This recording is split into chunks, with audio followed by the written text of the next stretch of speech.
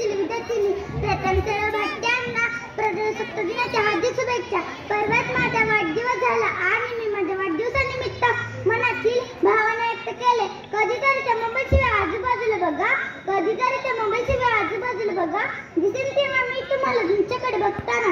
मी जर मोबाईलवर नसते तर असा विचार करताना, मी जर मोबाईलवर नसते तर काय झाले असते।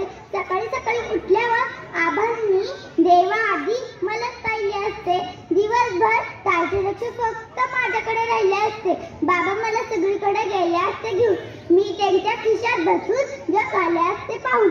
आई माझ्याकडे बघून खुद खुद हसली असती, सतत मला गावाला लावून गप्पा मारत बसली असती। नको मला मोठा केक, नको मला नवीन खेळणी, प्लीज म्हणून द्या मला तुमचा थोडासा वेळ। मोबाईल मध्ये नकळत अनेक दुष्परिणाम जाणू लागला आहे।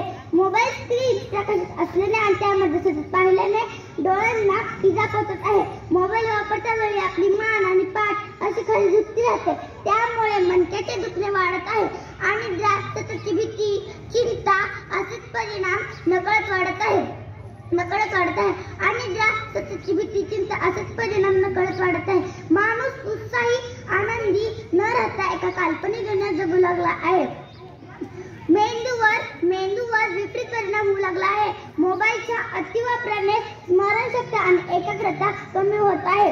मानसिक आणि शारीरिक परिणाम नकळत वाढत आहे। मोबाईलची सततची सवय कालांतराने व्यसन बनू शकते।